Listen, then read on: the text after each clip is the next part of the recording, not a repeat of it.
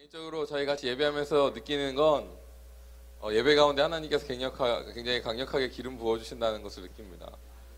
사실은 저희가 굉장히 기초적인 내용, 성경적인 내용 나눴죠. 지난주까지 성경에 이 신약 이후의 예배에 대해서 분명히 말씀하셨고, 그 예배의 형태는 이런 것이다 라고 나누고, 어떤 영광이란 무엇인지 어떤 그런 것에 대한 내용을 나누진 않았습니다. 근데 지난주부터 계속해서 느끼는 건 하나님께서 예배 가운데 굉장히 강력하게 영광을 부어주신다라는 것을 느낍니다. 하나님께서 제가 느끼면서 믿기로는 하나님께서 계속해서 저희가 영광을 경험하기를 원하신다고 느껴요. 그래서 계속 하나님께서 영광을 부어주시고, 그 영광 안에 우리가 계속 임재하면서 영광을 우리가 어떻게 인식하는지, 영광 안에 우리가 어떻게 반응하는지, 그것을 더욱더 확실히 알게 하시길 원하신다라는 감동이 있습니다. 여러분, 강의도 좋지만 여러분 예배가 참 좋다고 믿습니다. 할렐루야. 예배 가운데 계속해서 여러분 영광을 더욱더 깊이 경험하시길 축복합니다. 아멘. 강의로 들어가도록 하겠습니다. 지난주까지 저희가 예배의 형태에 대해서 나눴습니다. 예배의 형태가, 신약 이후의 예배의 형태는, 성경이 말씀하시고 하나님께서 우리에게 주신 예배의 형태는 찬양의 제사의 형태다라는 것을 지난주에 나눴어요. 오늘 우리가 복습하는 의미로 찬양의 제사가 됐다는 것이 어떤 의미가 있는가에 대해서 생각을 하고 다음 강의로 들어갔으면 좋겠습니다. 그래서 어떤 의미가 있냐면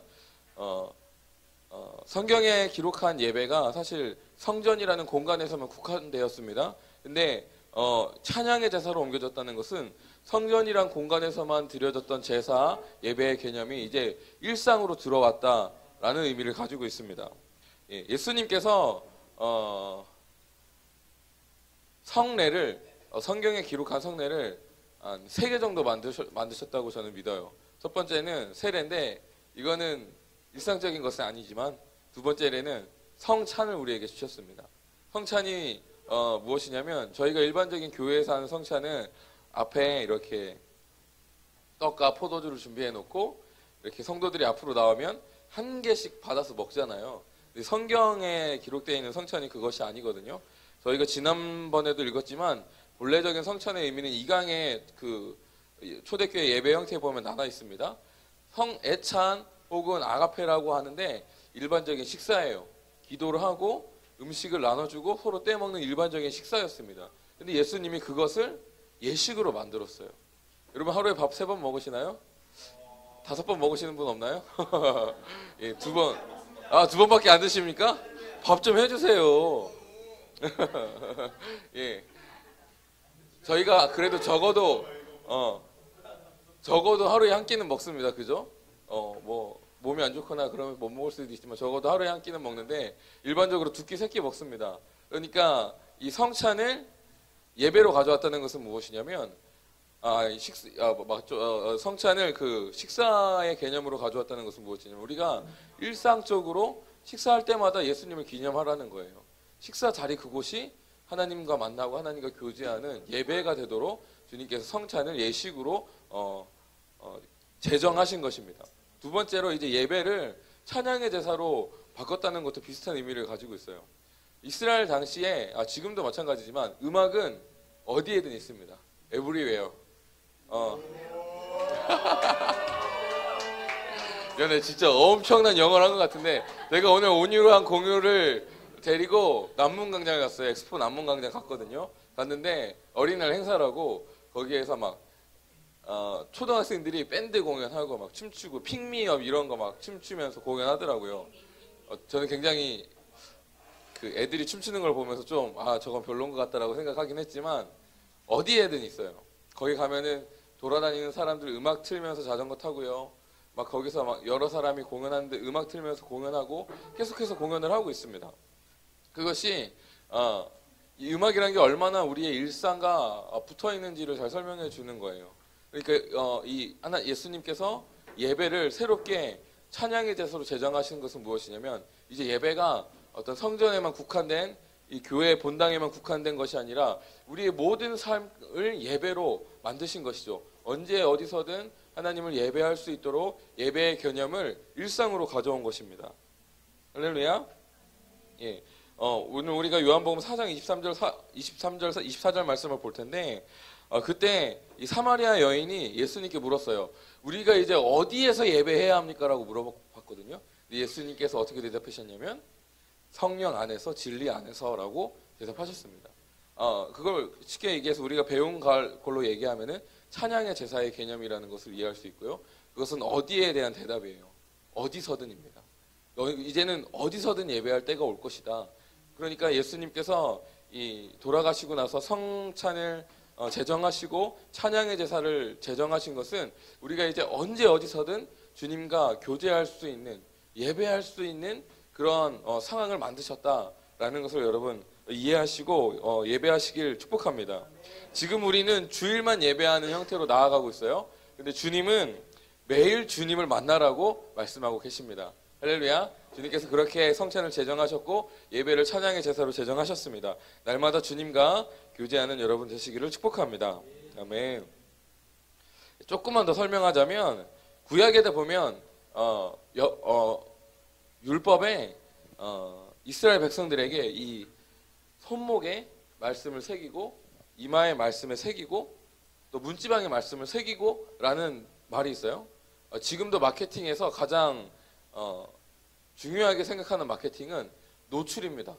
많은 노출이 최고의 효과다라고 하거든요. 예, 반복적인 노출. 예. 예.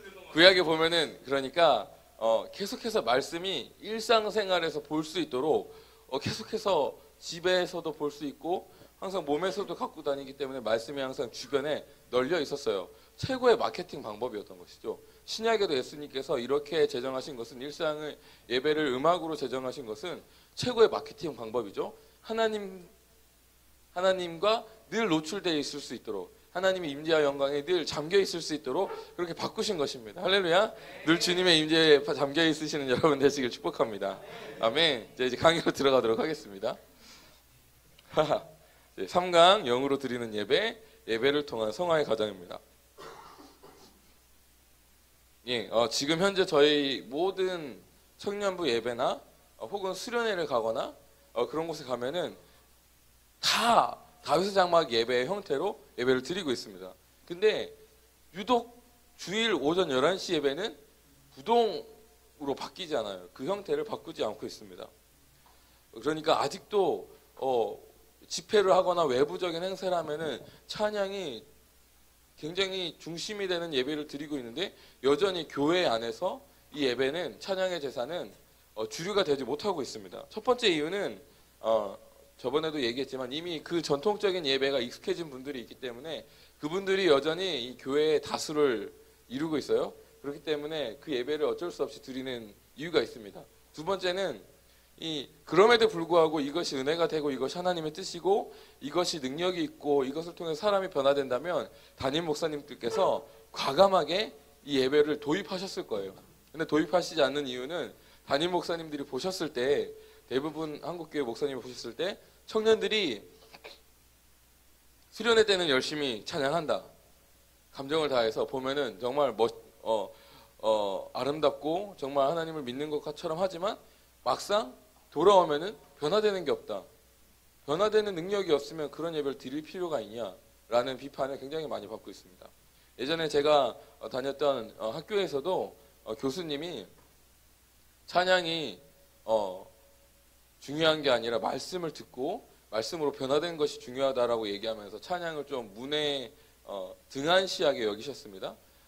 이런 개념이 한국 교회 내에 그리고 여전히 우리 교회 내의 문화에 팽배하게 펼쳐져 있습니다. 만약에 우리 청년들이 찬양의 제사를 드려서 삶이 변화되고 하나님께 헌신적이어지고 진짜로 하나님을 만나서 그 영향력을 발휘하게 된다면 그 영향력의 중심이 찬양의 제사의 형태의 예배라면 그분들이 당연하게 그 예배를 받아들이실 것이라고 생각합니다. 그래서 우리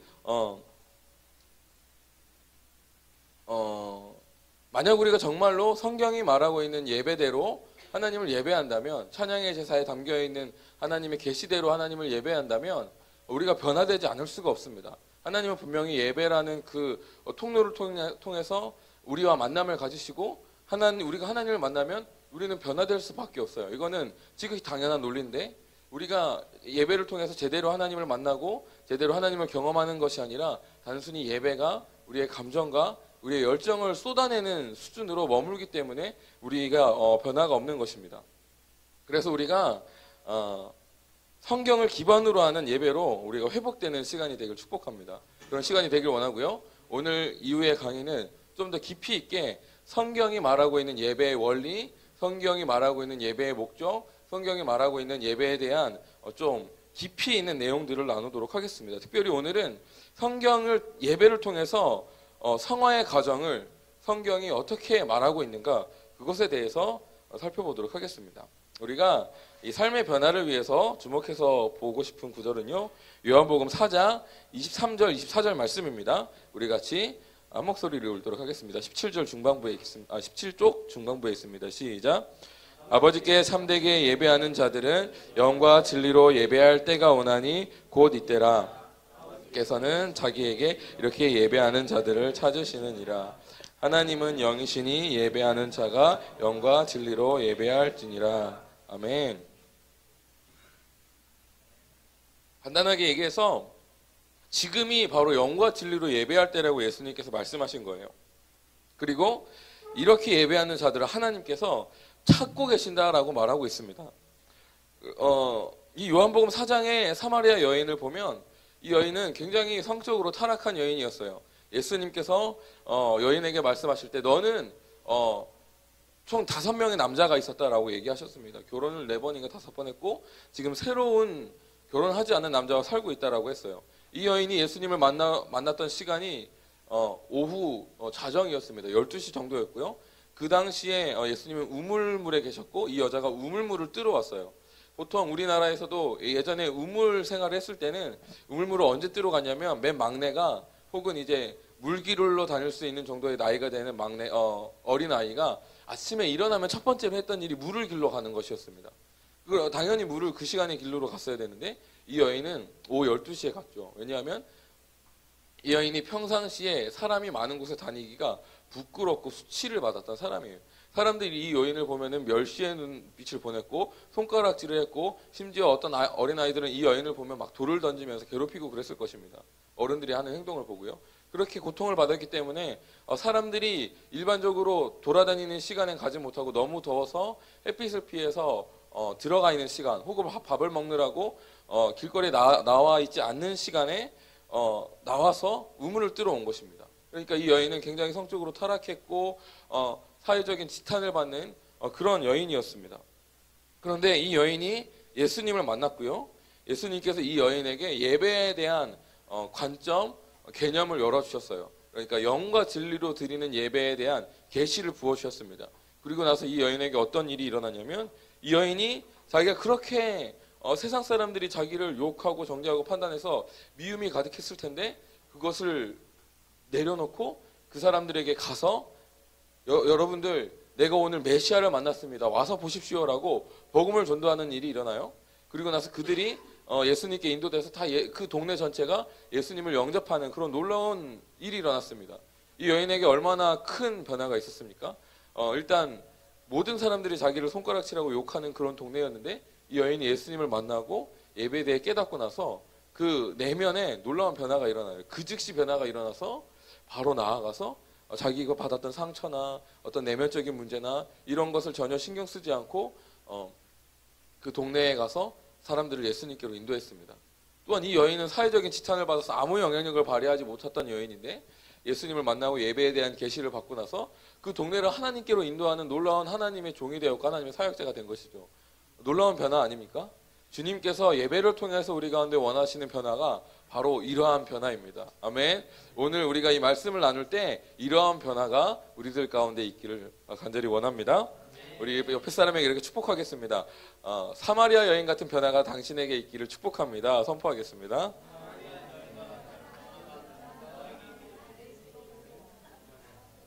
아멘.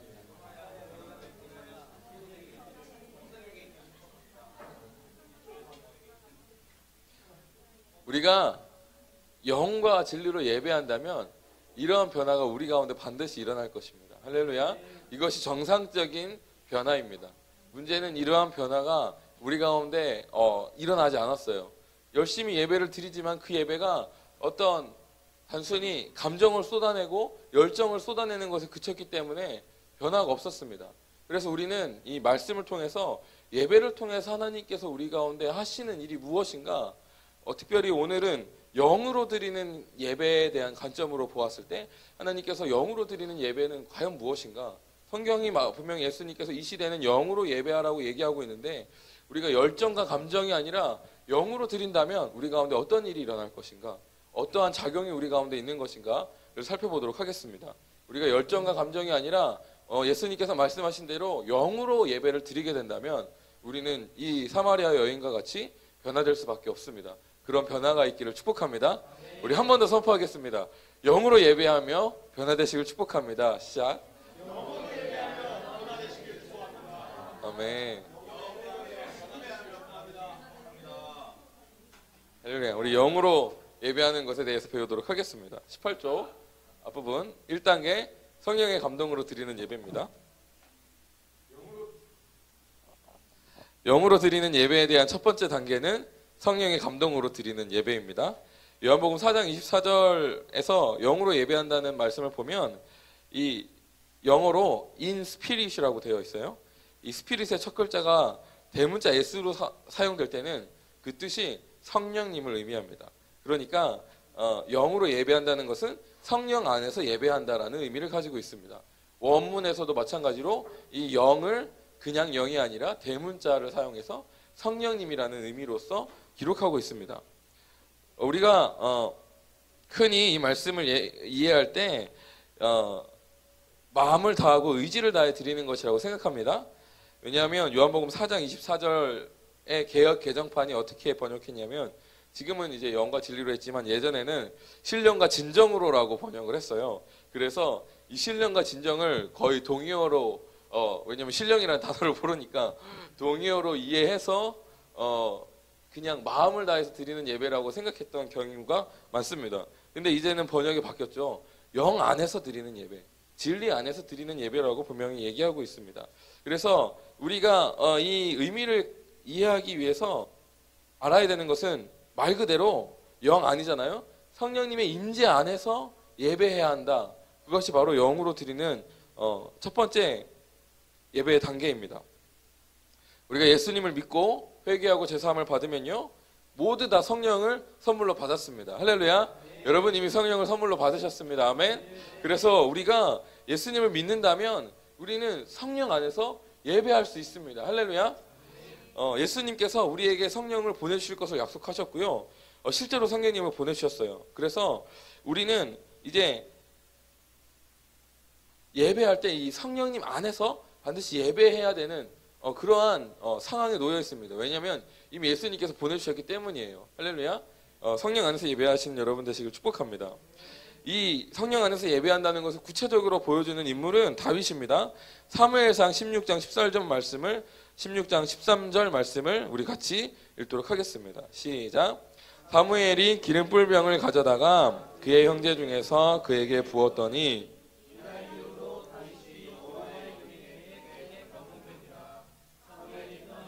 라마로 가니라. 이 본문 말씀을 보면 다윗이 사무엘에게 왕으로 기름 부음을 받았습니다. 그 이후에 어떤 변화가 다윗에게 찾아왔냐면 날마다 여호와의 신에 크게 감동되니라 라고 되어 있어요. 날마다란 안 써 있는데 여호와의 영에게 크게 감동되니라고 분명히 기록되어 있죠. 다윗은 이미 탁월한 음악가였습니다. 그가 양치기로 있을 때, 목동이로 있을 때 그의 취미는 아무도 없는 곳에 양과 있으면서 그가 할 수 있었던 유일한 활동은 음악 외에 없었습니다.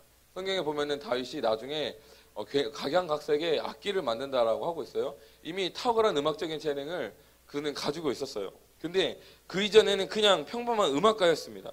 근데 기름 부음을 받고 나서 다윗의 이 음악 가운데 하나님의 권능이 부어지기 시작했습니다. 사울이 하나님께 순종하지 않으므로 악령이 사울에게 임하기 시작했어요. 그 악령을 내쫓기 위해서 이 신하들이 하프를 연주하는 사람을 모셔서 그 하프 연주를 들으면 좋아질 것이라고 했고, 이 다윗이 사울을 위해 하프를 연주할 때 사울에게 머물 어떤 악령이 떠나갔습니다. 할렐루야. 예, 이러한 놀라운 일들이 다윗에게 일어났던 것이죠. 다윗은 이렇게 성령의 여호와의 신에 감동되었고, 이 여호와의 신을 분명히 인식할 수 있었던 사람이에요. 사실 다윗을 보면은 다윗의 삶에 기적이 없습니다. 모세의 삶엔 기적이 넘쳐나잖아요. 다윗의 삶엔 기적이 하나도 나타나지 않아요. 죽었다가 살아난다거나 병자가 치유됐다거나 그런 거 하나도 없습니다. 다윗은 그저 엄청난 광야 생활을 했을 뿐입니다. 미친 척하고요, 침을 질질 흘리면서 미친 척하고 광야에서 수십 년을 살았고, 예. 그리고 어떤 사람들이랑 있었냐면 불량배 600명과 같이 어울렸어요. 그 인생을 되돌아보면 다윗의 인생은 정말 광야의 삶이었습니다. 근데 다윗이 광야의 삶을 살면서 유일하게 하나님과 교제했는데 그 방법이 무엇이냐? 하나님의 음성을 들었습니다.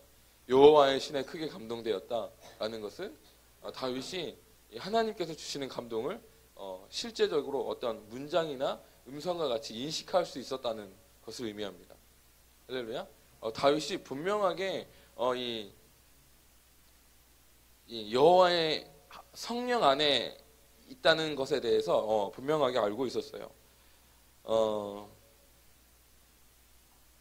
그가 얼마나 성령의 임재에 민감했는지는 밧세바 사건을 보면 알 수 있거든요. 밧세바 사건을 보면은 다 아시죠?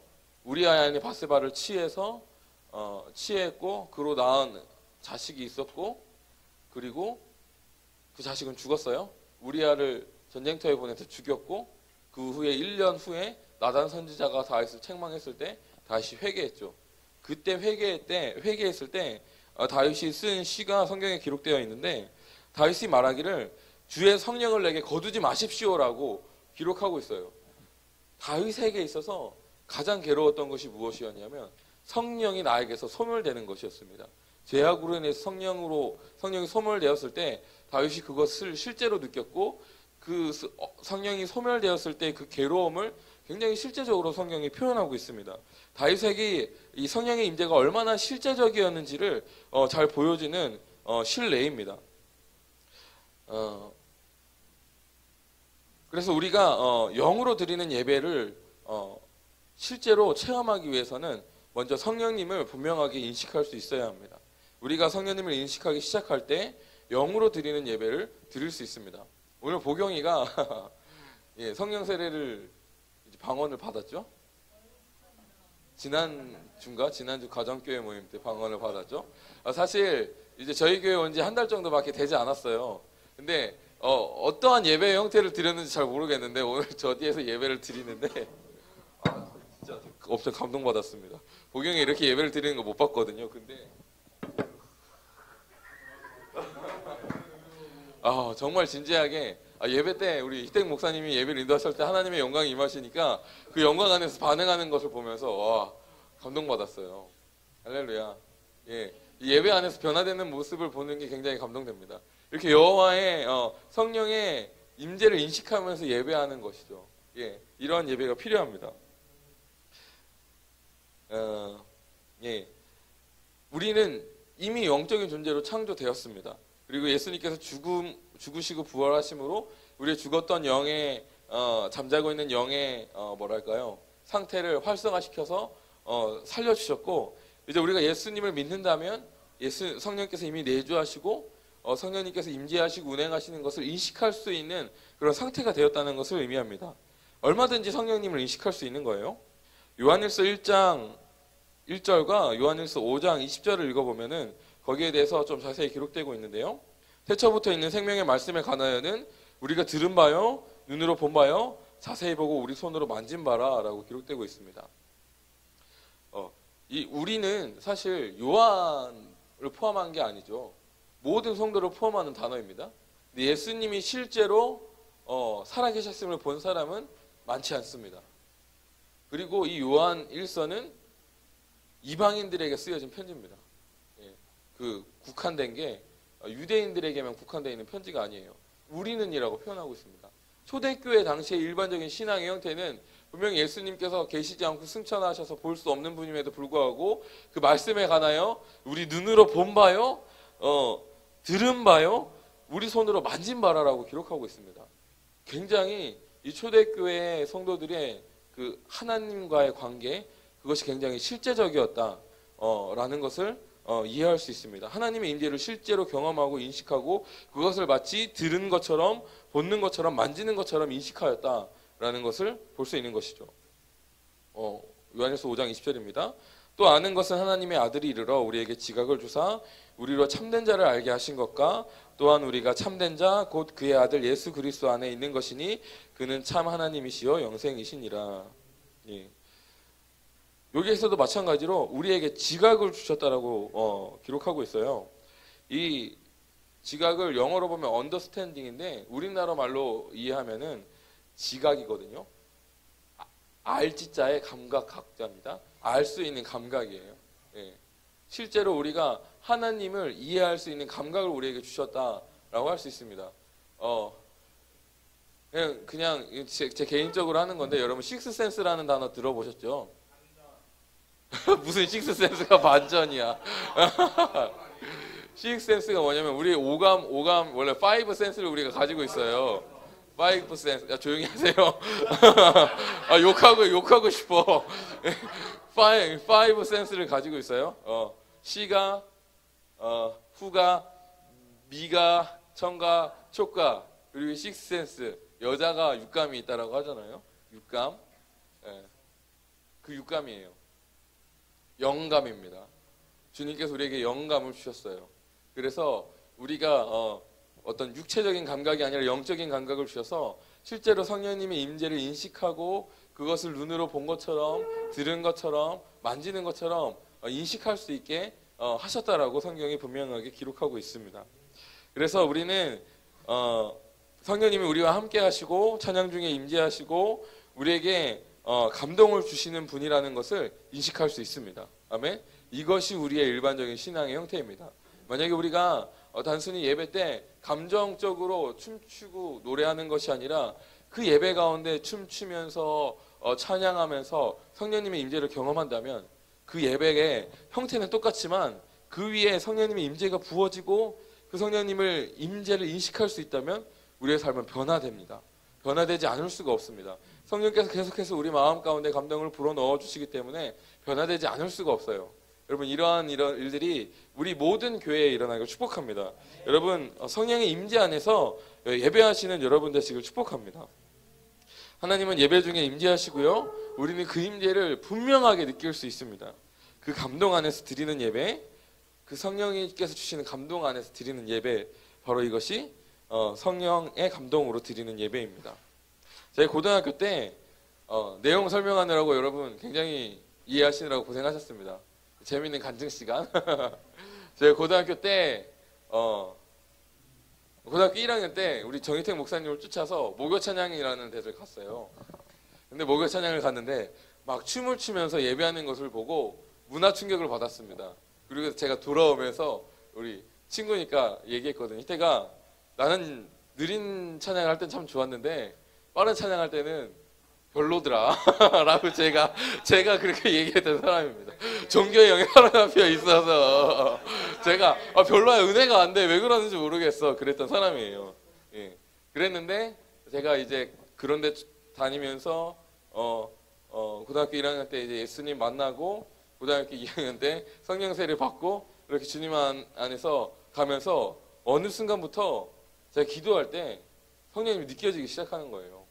뭔가 마음이 편안해지고 뻥 뚫리는 느낌, 그런 게 느껴지면서 어느 날은 기도할 때 굉장히 안 됐는데 어느 날은 기도하면은 너무 잘 되고 마음이 굉장히 좋고 행복하고 그런 것을 느끼기 시작했어요. 그렇게 그래서 그 고등학교 2학년 때부터는 그게 본격적으로 느끼기 시작해서 그게 너무 좋아서 대전에 있는 모든 집회를 쫓아다녔습니다. 목요 찬양, 어떤 학교에서 찬양 집회하면 찬양 집회 가고 뭐 인사 집회 같은 거 하면 은사 집회 쫓아가고 그러면서 계속해서 그 안에 있었습니다. 그러면서 어떤 변화가 있기 시작했냐면 어느 순간부터 찬양을 하는데 바람이 느껴지는 거예요. 바람이 휙 느껴지고 이 가슴 안에서 뭔가 가슴이 뻥 뚫린 것처럼 뭔가 시원한 뭔가가 막 솟구쳐 오르면서 막 자유해. 너무 자유해. 너무 좋아. 그랬거든요. 근데 아무도 저에게 이것이 성령의 임재다. 이것이 기름 부으심이다. 라고 가르쳐 준 사람이 없었습니다. 제가 뭔가 느끼기는 느끼는데 이게 뭔지를 알 수가 없으니까 그때 제가 고등학교 1학년 그 당시에 또 유행했던 것 중 하나가 뇌체조? 기체조 이런 거였거든요. 그래서 제가 이건 뭐냐? 이거는 그리고 제가 만화책을 워낙 좋아해서 드래곤볼에서 에너지기파 같은 거 보면서 생활했기 때문에 이거는 그런 건가? 라고 생각하고 계속 의심을 했어요. 그래서 이건 긴가 보다 그렇게 생각을 하고 이건 제대로 된 신앙생활이 아니다라고 거절했습니다. 근데 더 이상 안 느껴지는 거예요. 너무 괴로웠어요. 영이 죽어가. 감정도 막 죽어가요. 그래서 주님 이걸 제가 기라고 치부하면 안 되겠습니다. 이게 뭔가 주님과 관련되어 있는 것 같기는 확실하군요 라고 생각했고요. 그리고 제가 또 어떤 일이 있었냐면 이렇게 은혜 받을 때 제가 호흡을 깊이 들이마시는 거예요. 숨을 깊이 들이마시면 갑자기 요 안에서 뭔가 안에서부터 뭔가 팍 퍼지듯이 팍 퍼지는 그런 느낌? 숨을 들이마실 때마다 팍 퍼지는 느낌이 났어요. 그래서 이게 뭐지? 이게 진짜 기 아닌가라고 다시 의심을 하면서 그럼 이게 정말 성령님이라면 나는 예배 때 깊은 숨을 내쉬지 않겠다, 들이마시지 않겠다라고 생각을 하고 호흡을 하지 않았어요. 열심히 찬양만 했습니다. 마음이 시원해지지가 않아요. 그래서 그 다음에 또 괴로워서 주님 그냥 이것이 성령님이라고 인정하고 호흡하면서 계속 이것을 누렸습니다. 그때는 지식이 없어서 이것이 무엇인지 몰랐는데 이제 신학교 다니고 배워가면서 이 성령께서 푸뉴마거든요. 이 헬라어로 성령님을 헬라어로 푸뉴마인데 이 푸뉴마의 뜻은 무엇이냐면 공기, 바람이라는 의미를 가지고 있습니다. 그래서 우리가 공기를 들이마시는 것은 성령님도 들이마시는 거예요. 공기를 들이마시고 바람을 들이마시듯이 들이마시는 겁니다. 제가 예배 때 바람이 느껴졌다고 했잖아요. 예배 때 바람이 느껴져야 되는 거예요. 성령님 임하신 곳에는 바람이 있습니다. 사도행전에도 보면 사도행전 2장에도 보면 급하고 강한 바람 같은 성령님이 불의 혀와 같이 임하셨어요. 바람이 있으신 것이죠. 성령님이 임하셨을 때 일반적으로 나타나는 특징입니다. 그래서 제가 만약에 그 당시에 누군가 저에게 성령님의 임재가 무엇인지 일찌감치 알려주었다면 저는 지금보다 훨씬 더 높은 차원의 하나님과 교제를 하지 않았을까 생각합니다.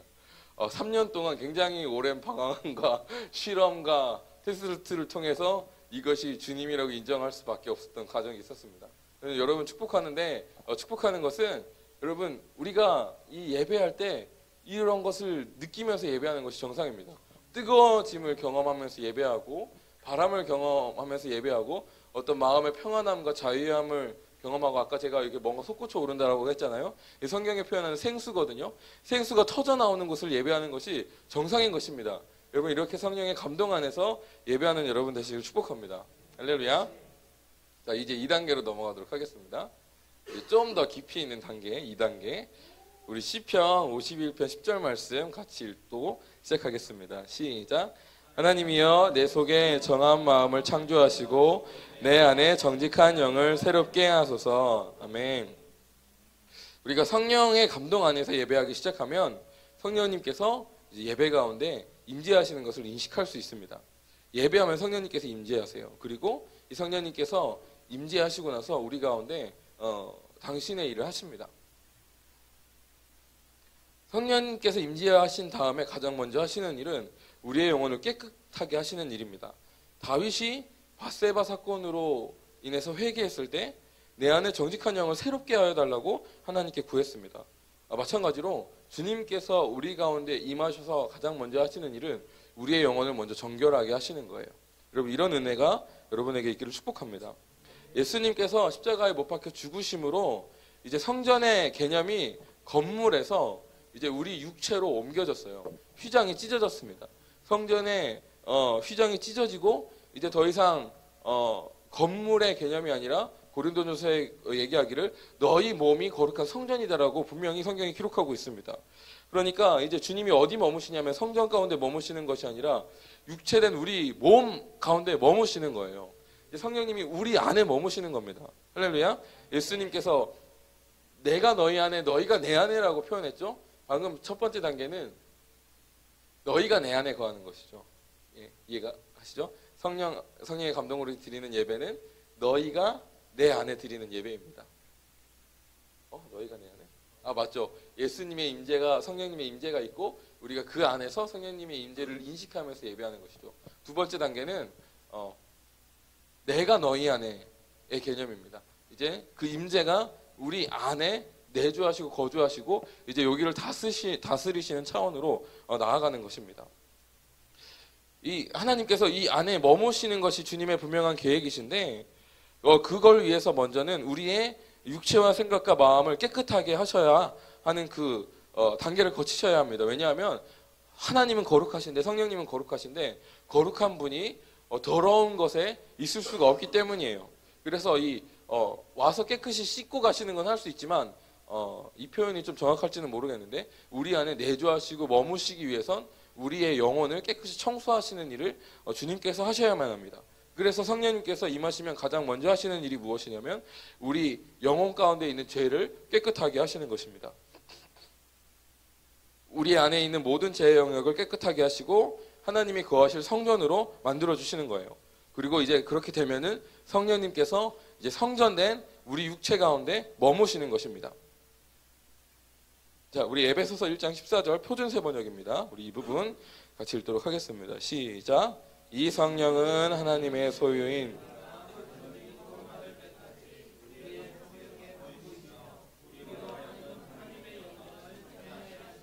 아멘. 예, 두 번째 영으로 예배한다는 것은 내가 아니라 성령님이 예배한다는 거예요. 성령님이 우리 안에 계시잖아요. 우리 안에 계신 성령님이 하나님을 예배한다. 이런 의미를 가지고 있습니다. 내 힘과 노력과 열정과 감정이 아니라 내 안에 계신 성령님께서 우리 아버지께 이 아버지와 예수님께 찬양을 올려드리는 것입니다. 이게 영으로 드리는 예배를 가장 정확하게 설명하는 개념이에요. 내가 아니라 영, 성령께서 예배하는 것이죠. 나는 그 예배에 참여하는 것입니다. 그 삼위일체에 참여하는 거예요. 여러분, 제가 말한 단어가 굉장히 깊이 있고 묵상하셔야 될 만한 단어입니다. 잘 기억하셨다가 많이 묵상하셔서 이 문장이나 표현에 대한 계시를 여러분 개인적으로 받으시기를 축복합니다. 이 성령님은 삼위일체 하나님 중에 한 분이세요. 이 삼위 하나님이 항상 어떤 관계를 갖고 계시냐면 늘 서로를 향해서 찬양하고 계십니다. 이해가 가시죠? 이걸 좀 이해하셔야 되는데, 그러니까 제가 희훈이한테 아까 얘기했을 때 계속 잘못된 대답을 했을 때 욕하고 싶다라고 했잖아요. 네, 성령님은 하나님께 절대 욕하고 싶으신 분이 아니에요. 항상 고백하고 인정하고 높여드리는 얘기를 하는 것입니다. 예를 들어서 실제로 성령 사역이 제대로 나타나는 곳에는 누가 드러나냐면 예수님이 드러나요. 왜냐하면 성령께서 하시는 일은 예수님을 드러내시는 일이기 때문입니다. 예수님도 이 세상에 있으시면서 누구에 대해서 말씀하셨습니까? 성령님과 아버지에 대해서 말씀하셨어요. 아버지는 그럼 누구를 말씀하실까요? 예수님과 성령님을 말씀하시는 것이죠. 서로에 대해서 겸손하게 자기를 낮추고 상대방을 높여주는 자세를 계속해서 유지하면서 세 분이 연합하고 계십니다. 그 세 분의 관계를 한마디로 표현하자면 예배입니다. 서로가 서로를 예배하는 관계를 맺고 계시는 거예요. 아멘. 여러분, 이것에 대한 계시가 열리시기를 축복합니다. 그래서 항상 서로를 향해서 찬양의 제사를 드리고 계세요. 지금 이 시간도 삼위 하나님께서 서로를 향해서 노래를 부르고 계십니다. 아름답겠죠? 근데 그 성령님이 내 안에 계십니다. 내 안에 계신 성령님께서 무엇을 하실까요? 하나님을 노래하고 계신 것이죠. 아멘. 그러니까 여러분 잘 이해하셔야 돼요. 하나님을 노래하고 계신데 이 얘기를 해야 되겠네요. 그러니까 저는 저희 아내한테 사랑 고백을 가끔 많이 할 때가 있습니다. 오늘은 계속 장난치면서 놀았는데 사랑 고백을 하잖아요. 그때 저희 아내가 거절할 때가 있어요. 말도 안 되는 소리 하지 마라. 감정이 없다. 그게 무슨 고백이냐. 감정을 담아서 해라. 이렇게 말할 때가 있거든요. 예, 이해가 가시죠? 저는 감정을 담아서 고백하지만 저희 아내가 그 고백을 인정하지 않을 때가 있어요. 예. 때로는 제가 진짜 영혼 없이 말할 때가 있어요. 예. 사람이 그렇잖아요. 이 얘기를 하려고 그랬어요. 영혼 없이 얘기할 때가 있어요. 그럼 귀신같이 알아내잖아요. 여자들은 육감이 있으니까 귀신같이 알아냅니다. 거짓말 하지 말라고 딱 알아내는데 제가 진짜 영혼 있게 얘기할 때도 있거든요. 근데 그때도 거절할 때가 있단 말이죠. 가령 그런 여보 정말 예뻐 이렇게 얘기할 때가 있는데 그렇게 우린 부부니까 간단하게 여보 오늘 정말 예쁘다 이렇게 편하게 얘기할 수 있잖아요. 항상 여보 오늘 정말 예쁘다 막 이렇게 막 흥분해가지고 막 액션을 하면서 막 경배를 예 이렇게 하지는 않잖아요. 예 제가 이걸 설명해 드리려고 예 땀난다 선풍기죠. 예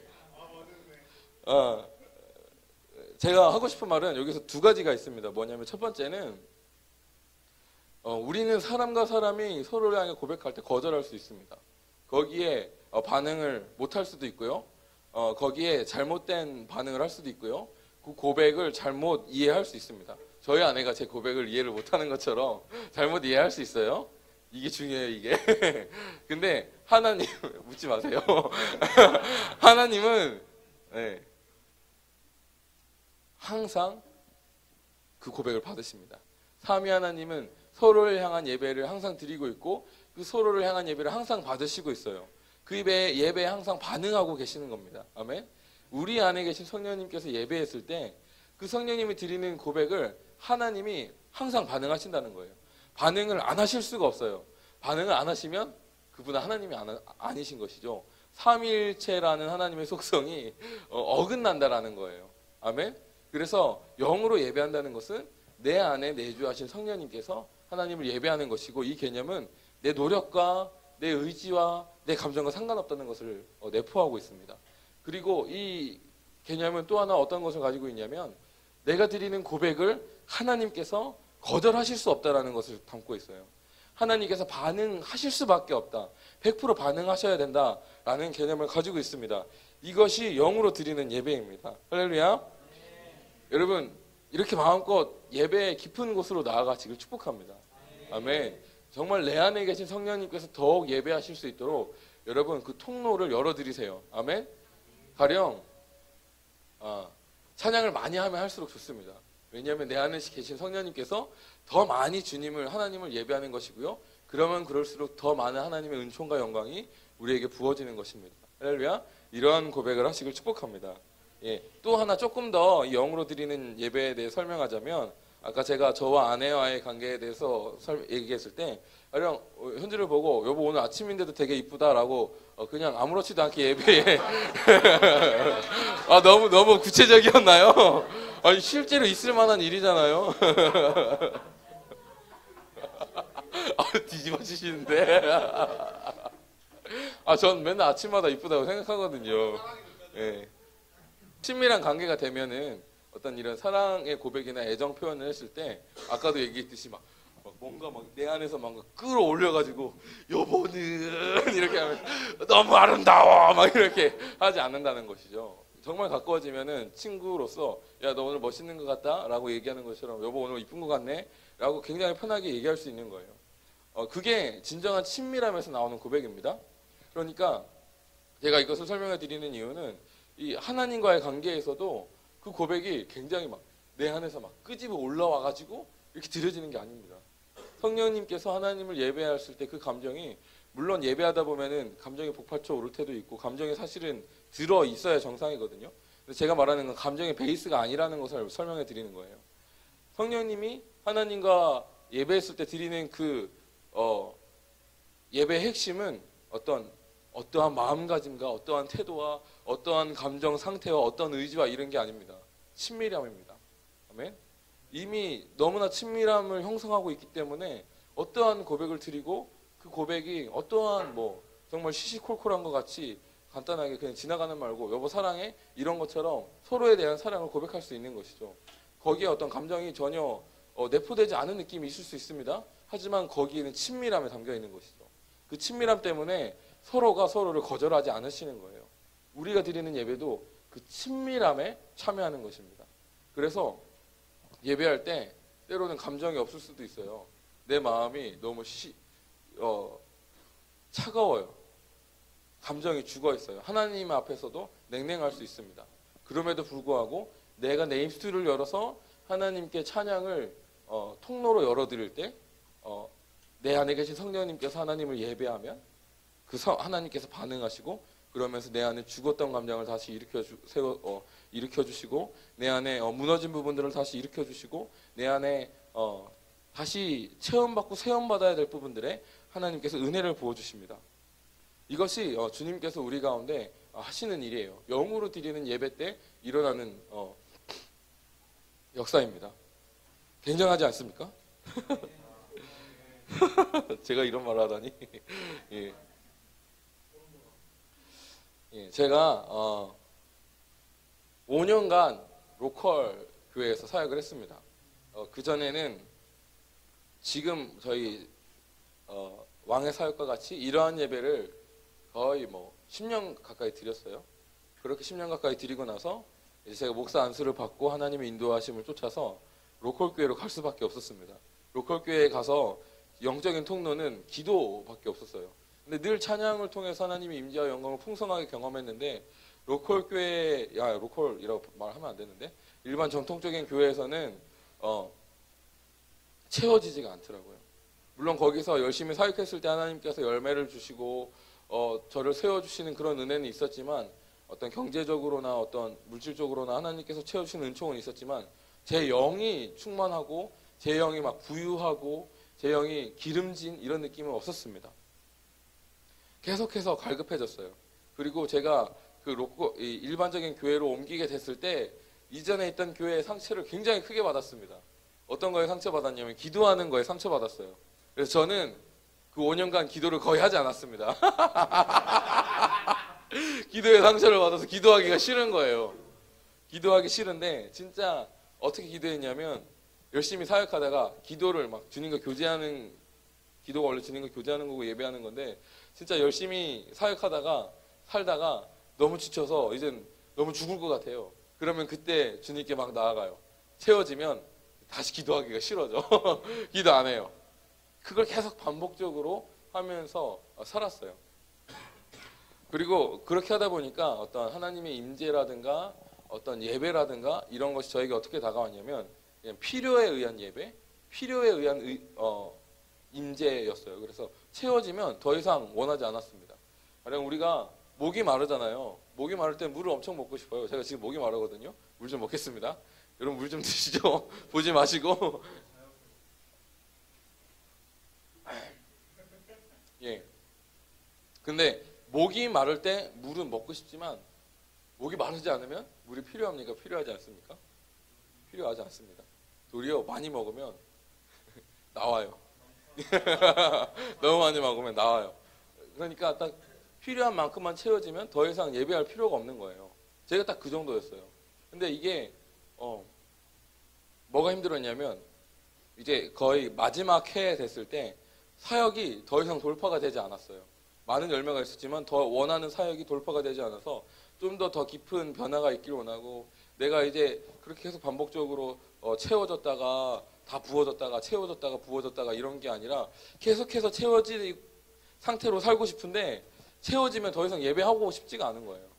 예배할 열정도 없어요. 그 채우기 위해서 감정을 다 쏟아내고 열정을 다 쏟아내고 나면 그 다음 단계로 갈 만한 열정과 감정이 저에게 남아있지 않았습니다.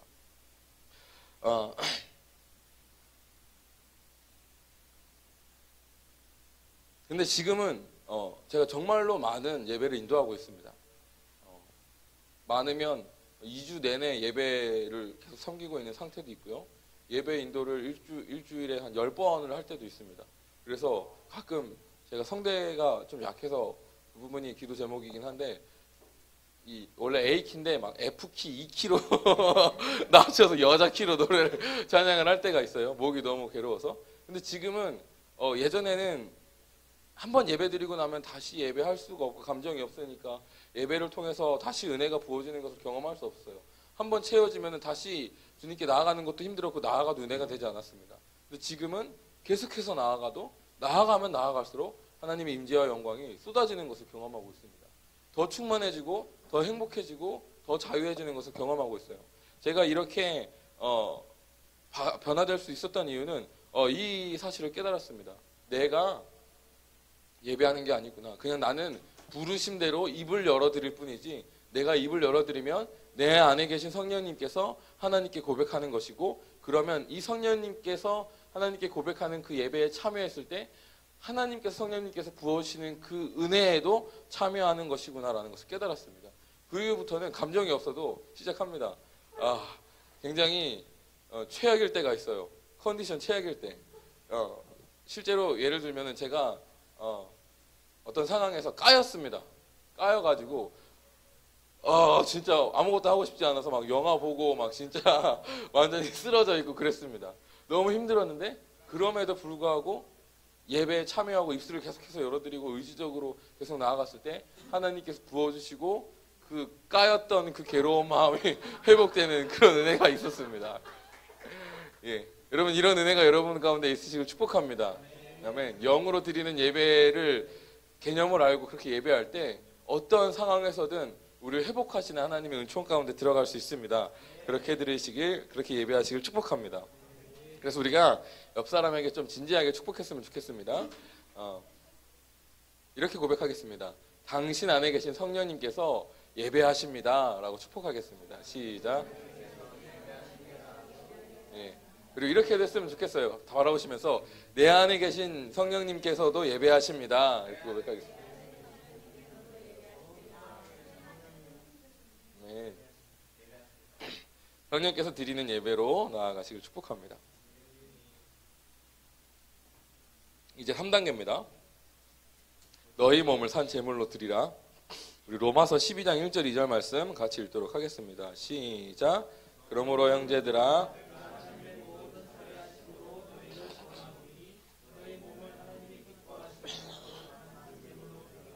이는 너희가 드릴 영적 예배니라.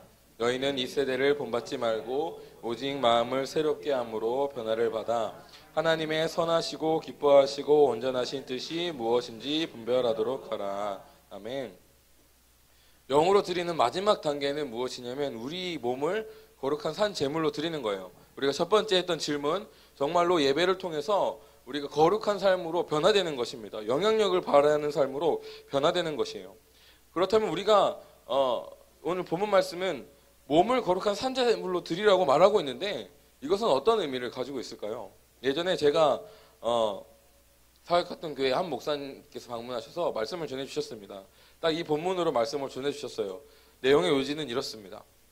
6일 동안 삶을 거룩하게 살아야 하나님께서 주일 예배를 기쁘게 받으시니까 여러분 주일에만 거룩한 척, 경건한 척 하지 마시고 평상시에도 하나님께 거룩하게 재짓지 않고 하나님을 섬기면서 살으시라고. 그래야 여러분 주일날 예배 때 은혜 받으실 수 있으시다고 이렇게 제가 설교를 이렇게 하진 않아요. 그렇게 말씀을 전해주셨습니다. 예, 그래요. 여러분 이 내용이 어떻게 들리시나요? 굉장히 많이 이 내용이 여러분 그렇죠 라고 생각하셨을 거예요. 너무 많이 그렇게 들었으니까요. 근데 우리가 이러한 의미로 이 본문 말씀을 많이 이해하고 있고 해석하고 있는데요. 한 가지 문제가 있어요. 뭐냐면 우리가 그때 오셨던 목사님이 말씀하셨던 그 개념으로 우리가 받아들인다면 우리의 노력과 행동이 하나님께서 예배를 받으시는 이유가 되는 거예요. 우리가 더 노력하고 더 거룩하게 살면 하나님이 우리를 기뻐하시는 것이고 반대로 얘기하면 우리가 거룩하지 못하면 하나님은 우리를 미워하시는 겁니다. 이 반대쪽에 오류가 숨어 있어요. 그래서 굉장히 많은 사람들이 이 말씀으로 좋은 쪽으로 얘기하지만 반대편에 그 어두운 부분을 먹으면서 정죄를 받고 교회를 다니기 힘들어하고 괴로워합니다. 왜냐하면 나는 거룩하지 않는데 계속해서 거룩하라고 말하고 있기 때문이에요. 여러분 근데 잘 생각해 봐야 될 게 우리의 노력이 과연 하나님께서 받으시는 예배의 기준이 될 수 있을까요? 다른 말로 표현하면 우리가 정말 노력하면 하나님께서 그 예배를 거룩하게 받으실까요? 그러니까 우리가 노력하면 정말 그 노력이 하나님께서 받으실 만한 예배의 그 기준을 넘어설 수 있을까요? 라고 물어보는 것입니다. 우리가 거룩함에 대해서 좀 다시 생각해 봐야 될 필요성이 있습니다. 우리가 일반적으로 거룩하다고 할 때 어떻게 생각하냐면 그 떠올리는 그 기준이 굉장히 자기중심적이에요. 하나님께서 거룩하다라는 개념에 대해 생각하지 않습니다.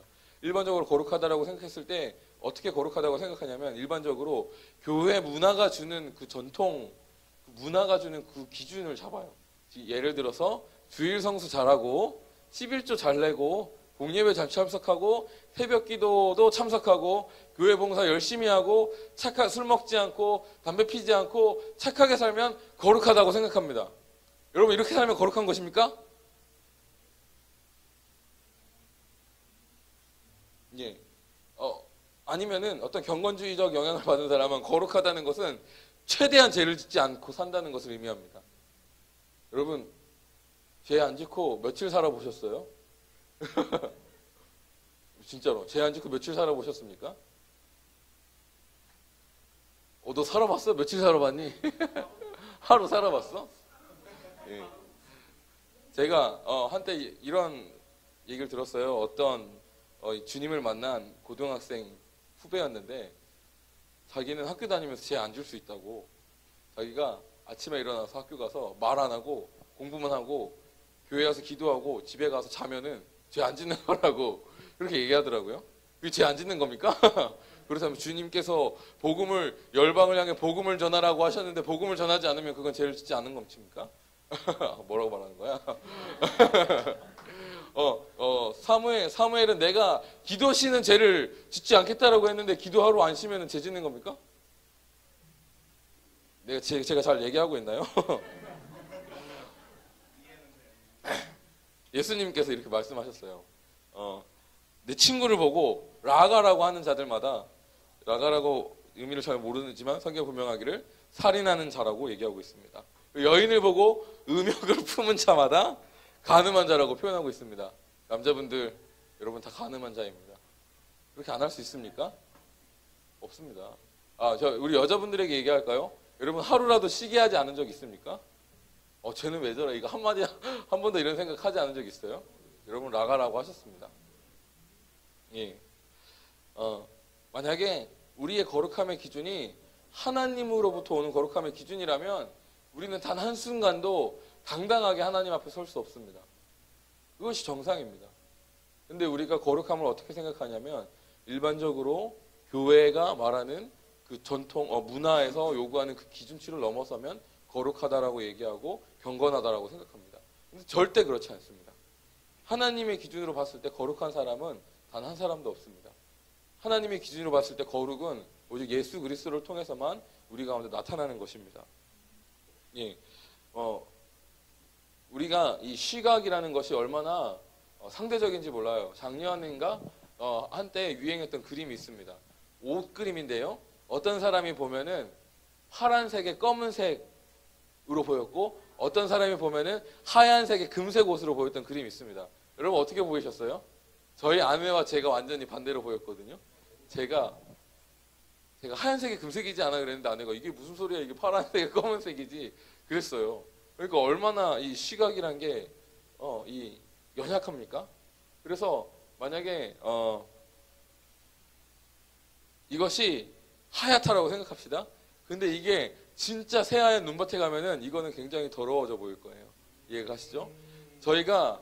저희들끼리 봤을 때 우리 정혜태 목사님이 좀 경건해 보이고 거룩해 보일 수 있습니다. 예, 하얘 보여요. 근데 이분이 이 그림자도 없으신 빛이신 하나님께 간다면 쓰레기야.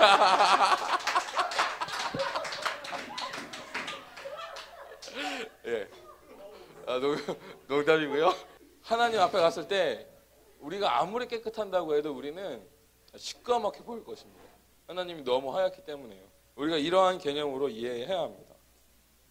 그래서 우리의 거룩의 기준은 우리의 행동, 우리의 어떤 경건, 우리의 죄를 짓지 않는 것, 이런 것이 아니라 오직 예수 그리스도 외에는 거룩의 기준이 될 수 없다는 것을 여러분 이해하시길 축복합니다. 그렇다면 오늘 우리가 본문을 이해할 때 다른 관점으로 이해를 해야 합니다. 거룩한 산제물로 드리라는 것은 거룩하기 위해서 노력하라는 뜻이 아닙니다. 정확한 의미는 거룩한 산제물이 되기 위해서 예수님을 더욱 의지해라 라는 의미를 가지고 있고요. 좀 더 성경적으로 표현하면 너희 몸이 성전이 될 수 있도록 더 많은 시간 성령님께 너희 몸을 맡겨라. 이것이 본문이 말하는 영적 예배입니다. 아멘. 예. 우리 육체가 더욱더 하나님이 거하시는 성전이 되기 위해선 성령님께서 우리의 몸과 영혼을 깨끗게 하실 수 있도록 더욱더 성령의 임재 안에 머물러야 하는 것입니다. 성령님이 임하시면 우리의 몸과 영혼을 깨끗하게 하시고 우리 몸을 더욱더 거룩한 성전으로 만들어가는 것입니다. 더욱더 예수님이 임재하시고 거주하시고 다스리시는 영역이 커지는 거예요. 언제까지냐면 하나님이 나를 완전하게 다스리실 때까지 그렇게 하실 겁니다. 그리고 그 완전히 다스리시는 그 순간을 성경은 구원이라고 얘기하고 있습니다. 이 얘기는 더 이상 하지 않는데요. 여기도 아니군요. 예, 다음으로 넘어가도록 하겠습니다. 하나님께서 이끄시는 거룩의 과정이 있어요. 지금 있던 내용들을 구체적으로 우리 삶에 어떻게 작용하는지 순서들을 설명해 드리도록 하겠습니다. 우리가 삶을 살다 보면 하나님과 멀어지는 순간이 많아요. 경우가 있습니다. 우리 모두가 다 그런 것들을 경험하고 있어요. 어둠의 공격들이 있고요. 아직 내 안에 남아있는 죄들이 있고요. 그렇기 때문에 우리가 계속해서 죄에 넘어지게 돼요. 하지만 우리가 어둠에 눌리는 상황에 있어도 낙심할 필요는 없는 것은 예수님께서 모든 죄와 사망의 법에서 우리를 구원하셨기 때문입니다. 그래서 우리가 죄 중에 있을 때에도 우리는 예수님으로 인해서 하나님의 자녀입니다. 그래서 하나님의 자녀인 우리는 여전히 우리 예배를 주님께서 여전히 받으시는 거예요.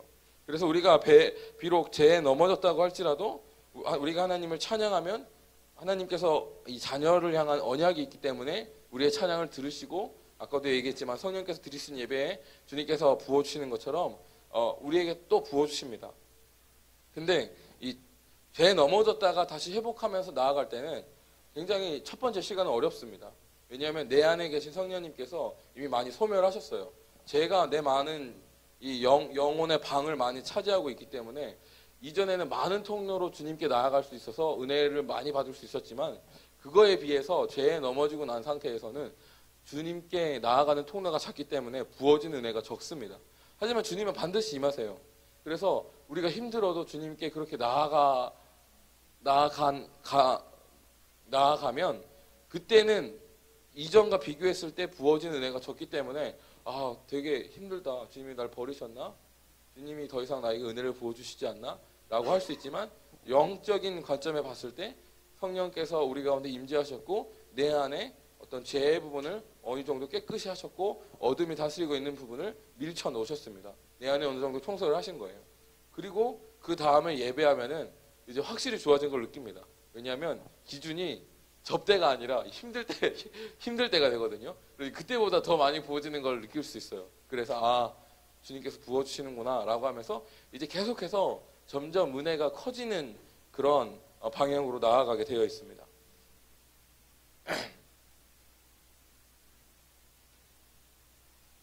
우리 23쪽 중간 부분을 좀 읽도록 할게요. 이 부분은 좀 읽었으면 좋겠어요. 제가 빨리 읽도록 하겠습니다. 우리는 죄 중에 있을 때에도 이 부분을 읽도록 하겠습니다. 딱 중간 부분에 있습니다. 우리는 죄 중에 있을 때에도 예수 그리스도로 인해 큰 문장이 말도 안 되는군요. 저희는 하나님의 자녀입니다. 하나님은 자녀인 우리의 예배를 받으신다고 약속하셨고 우리의 예배 중에 임재하신다고 약속하셨습니다. 우리가 비록 죄에 넘어졌다고 할지라도 하나님은 예수님과 당신의 약속 때문에 여전히 우리의 찬양을 기뻐하시고 우리의 찬양 중에 임재하십니다. 성령님께서는 예배 가운데 임재하셔서 운행하십니다.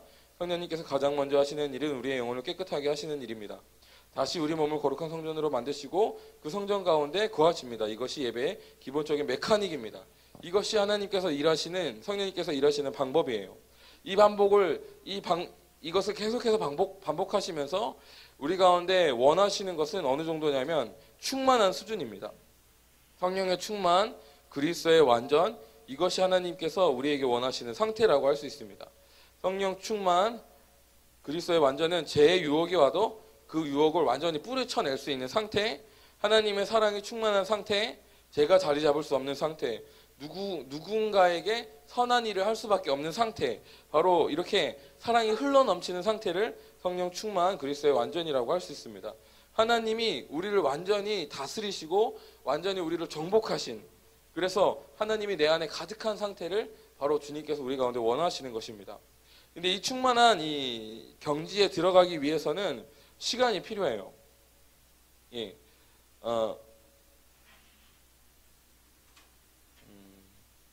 우리가 다음 단계로 나아가기 위해서는 특별한 갈망이 필요합니다. 어떤 이 충만함에 대한 갈망, 그리스도의 완전에 대한 갈망이 필요합니다. 그 갈망을 가지고 이 하나님께 내 몸을 거룩한 산 제물로 계속 드리는 거예요. 몸을 계속 드리는 겁니다. 하나님의 임재와 영광 가운데 계속해서 나를 노출시켜 놓는 것입니다.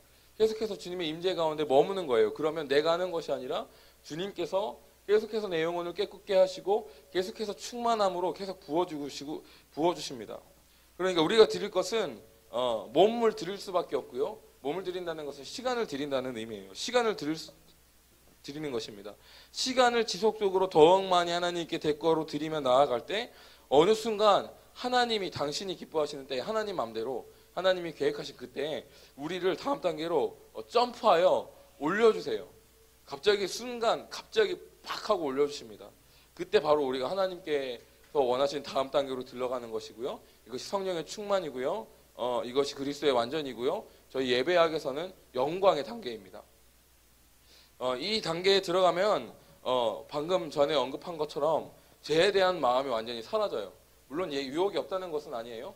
유혹이 오면 예전에는 그 유혹에 끌려갔는데 유혹이 오면은 웃기면서 웃기지 마 하고 탁 쳐낼 수 있어요. 꺼져 하고 쳐낼 수 있습니다. 예.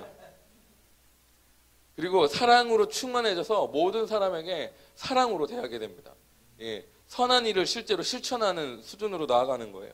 외적으로 내 주변에 있는 사람들이 그리스도의 사랑을 경험하고 그리스도께로 인도되는 일들이 나타납니다.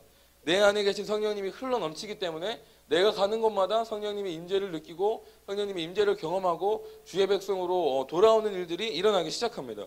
이것이 충만함의 영역이고 이것이 예배학에 있어서 영광의 영역입니다. 전통적으로는 이것을 성령의 충만과 그리스도의 완전이라고 불렀습니다. 이 단계에 들어가면은 이 사도행전적인 역사가 실제 우리 삶에 일어나게 되는 거예요. 아까 얘기했던 사마리아 여인이 예수님의 계시를 통해서 이 영으로 드리는 예배, 영광의 영역까지 들어가는 것에 대해서 배웠고요. 그래서 그 여인이 가는 곳에 성령께서 흘러넘쳐서 예수님께로 인도되는 일들이 일어났습니다. 할렐루야. 이것이 주님께서 영으로 드렸을 때 우리 가운데 일어나기를 원하는 변화고 우리 가운데 나타나기를 원하시는 영향력입니다. 우리가 정말로 성경이 말하는 예배를 드린다면 그것을 이해하고 그것을 우리 삶에 적용해서 예배하면, 그래서 우리가 실제로 성령의 임재 안에서 예배하고 성령께서 예배하도록 하시고 우리 몸을 거룩한 산제물로 드리며 나아가면 우리는 변화될 수밖에 없고 변화된 나를 통해서 주님이 드러나실 수밖에 없는 것입니다. 하나님의 영광이 나타날 수밖에 없는 것입니다. 우리가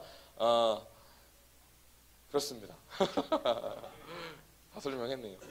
시간이 더 없기 때문에 여기까지 하도록 하겠습니다. 이것이 영으로 드렸을 때 나타나는 변화입니다.